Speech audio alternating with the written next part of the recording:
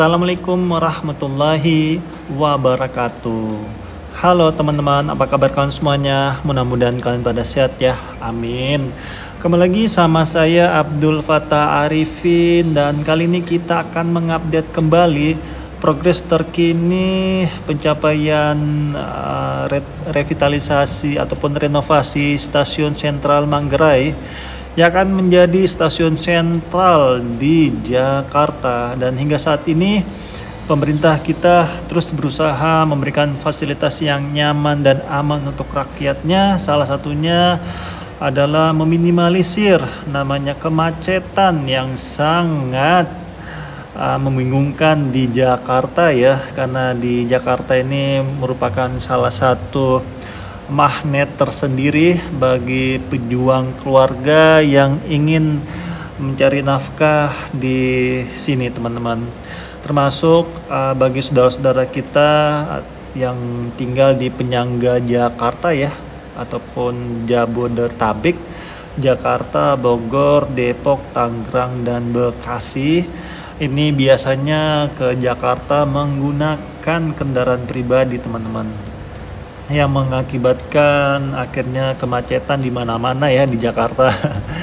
Dan akhirnya pemerintah kita salah satu mengambil kebijakan yang menurut saya cukup baik, yaitu dipercepatnya pembangunan Stasiun Sentral Manggarai ini, yang nantinya akan menjadi salah satu solusi kemacetan ya. Dan di sini juga merupakan stasiun double track, di mana nantinya tidak akan ada penungguan kereta listrik lagi ya, ketika nantinya ada kereta api yang akan melaju ke jalur ini. Jadi tidak tunggu-tungguan sekarang teman-teman.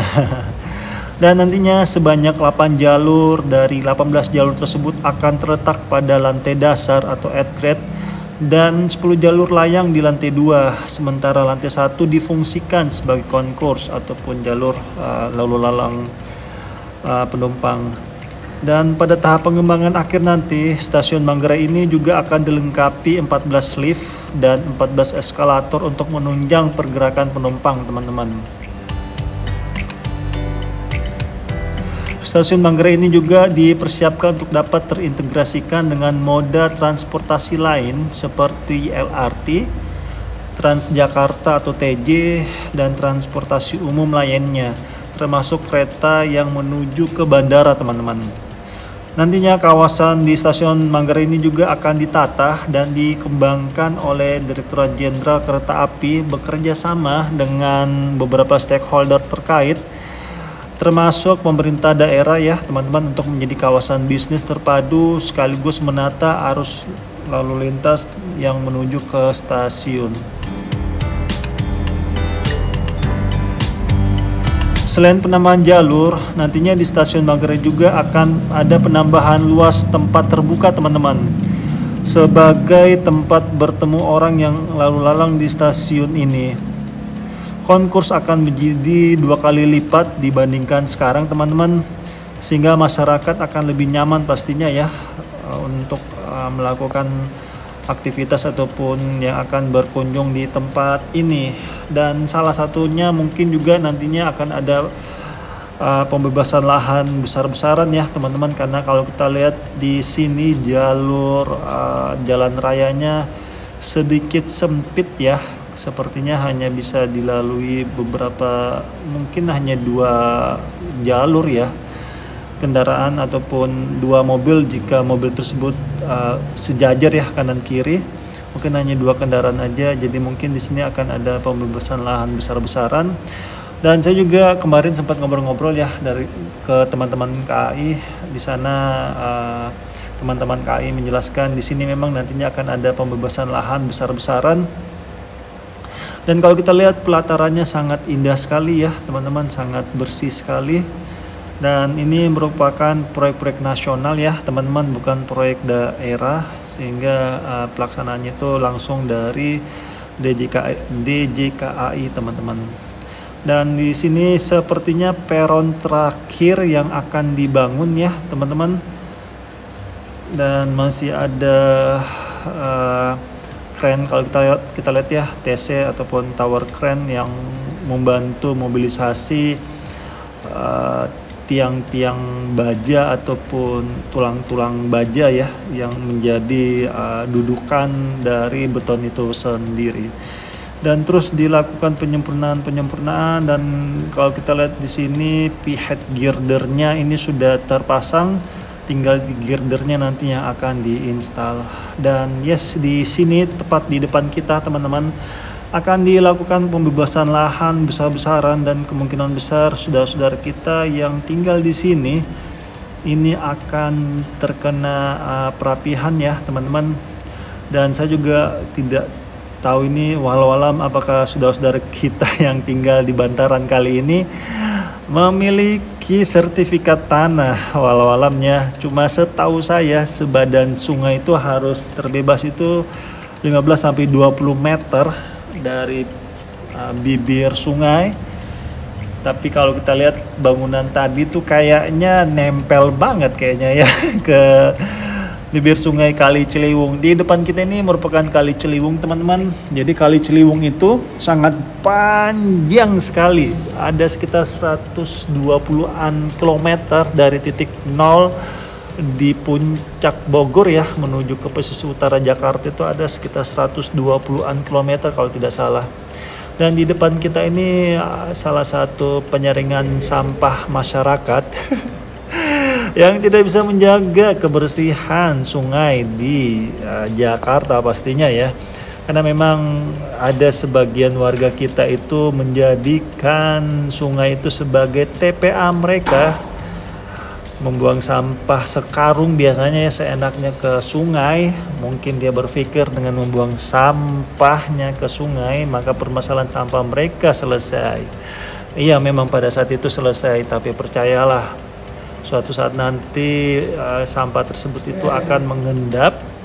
Dan ketika hujan deras dihantam dengan banjir kiriman dari Bogor, banjir baru pada protes sama-sama pemerintah, padahal kitanya sendiri yang berbuat salah. Dan ini yang saya sampaikan teman-teman agak sempit ya, tidak seperti jalur di Gambir yang cukup luas, bisa 4 kendaraan ya kalau disejajarkan bisa lewat. Cuma di sini memang agak sedikit sempit. Mungkin di bangunan tengah ini ataupun pohon-pohon di tengah itu ada tanah, mungkin nantinya bisa dibebaskan saja tuh ya, jadi lempeng gitu loh kendaraan yang akan berlalu lalang di tempat ini.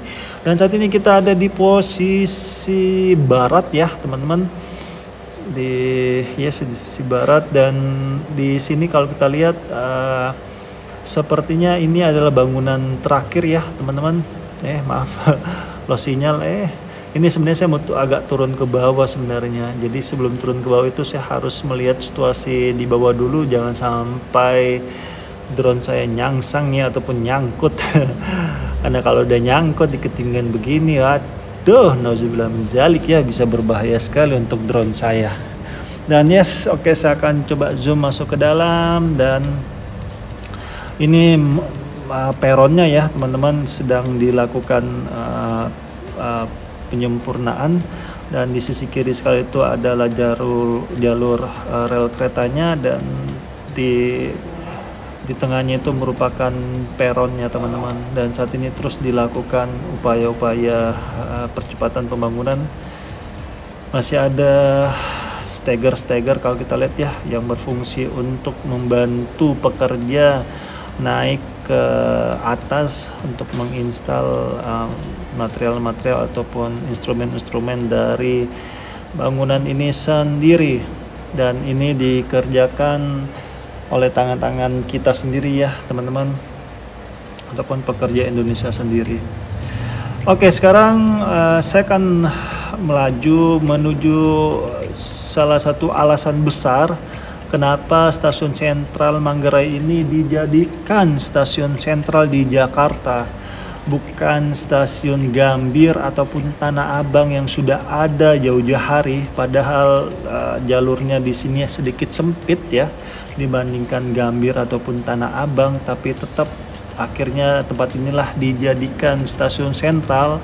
Dan inilah alasan paling besarnya menurut saya. Saya belum menanyakan langsung sama teman-teman KAI, tapi ini kayaknya itu ya alasannya, bahwa di sini banyak sekali depo-deponya ataupun balai yasa ataupun rumah sakitnya lah ya. Rumah sakit untuk kereta api ataupun kereta listrik jika saat ini ataupun nantinya mengalami kurang enak badan, sehingga bisa langsung dibawa ke tempat ini. Dan di depan kita ini tertulis Depo KRL Manggarai PT Kereta Api Indonesia, dan di depan kita ini adalah kereta yang menuju ke bandara, teman-teman, setahu saya, karena kalau ke bandara itu biasanya lebih eksklusif keretanya daripada kereta yang sehari-harinya ya di Jakarta. Dan itu hal yang wajar, karena kalau menuju ke bandara itu memang kan harus lebih eksklusif lah ya istilahnya. Oke, dan sini juga teman-teman, saya juga baru ngeh ternyata di sini tuh bener-bener kayak ini loh, rumah sakitnya manusia. Kalau ini kan rumah sakitnya kereta nih. Oke, sebelum kita ke sana, kita coba melihat dulu jalur-jalur kereta apinya, teman-teman, ataupun sleep tracknya ya. Dan saat ini sangat banyak sekali ternyata ya, teman-teman, bisa dimasuki oleh kereta yang lagi gak enak badan. Yang akhirnya harus rawat inap ya biasanya ini. Dan ini dia teman-teman yang saya sampaikan, saya baru ngeh ternyata di sini nih bangunannya ataupun deponya ini ternyata dia itu seperti beneran seperti kayak rumah sakit. Jadi ada ruangan-ruangan khusus seperti ini, sporting workshop, jadi kayak bengkel penunjang seperti itu, teman-teman. Dan di sini ada body workshop, jadi ini sepertinya sudah alat-alatnya ya di sini. Dan beberapa body workshop juga mungkin ini lebih ke kulit-kulitnya mungkin ya. Dan untuk sporting workshopnya itu mungkin itu lebih ke mesin mungkin ya. Dan di sini juga ada wheel and bogie workshop ya. Jadi itu seperti bengkel roda dan chassis roda, teman-teman. Jadi di sini memang sangat lengkap sekali ya.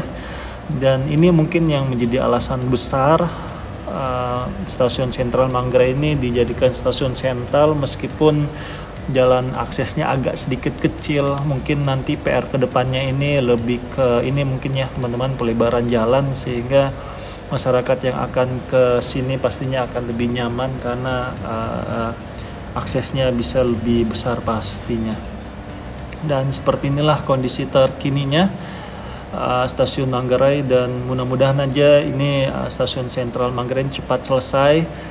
Dan stasiun sentral Manggarai ini direnovasi dari tahun 2016 kalau tidak salah, teman-teman, dan sudah diresmikan ya di tahap pertama oleh Presiden tercinta kita Pak Joko Widodo, dan sekarang masuk ke tahap kedua. Dan ini adalah bukti-bukti nyata ya bahwa pemerintah kita selalu hadir di masyarakatnya untuk memberikan fasilitas yang nyaman dan aman untuk rakyatnya. Dan terima kasih untuk Pak Joko Widodo yang sudah memberikan kebijakan yang menurut saya cukup bermanfaat untuk rakyat Indonesia, khususnya yang akan datang ke Jakarta. Dan terima kasih juga untuk para pemimpin di Jakarta ya, seperti Pak Anies Rashid Baswedan dan Pak PJ Heru yang terus mendukung kelancaran dari proyek nasional ini. Dan yuk kita dukung terus pemerintah kita dalam membangun negeri ini sehingga pembangunannya cepat selesai dan bisa kita rasakan manfaatnya. Dan terima kasih untuk para pemimpin negeri ini yang terus berusaha memberikan fasilitas yang nyaman dan aman untuk rakyatnya. Dan terima kasih juga untuk bapak-bapak dan ibu-ibu yang sudah pernah tugas, jazakumullah khairan. Kita jangan sampai lupa, teman-teman, dengan orang-orang terdahulu kita, karena suatu bangsa yang besar itu adalah bangsa yang selalu menghargai jasa-jasa orang-orang terdahulunya. Dan akhir kalam, saya Abdul Fattah Arifin mohon undur diri. Assalamualaikum warahmatullahi wabarakatuh. Indonesia maju.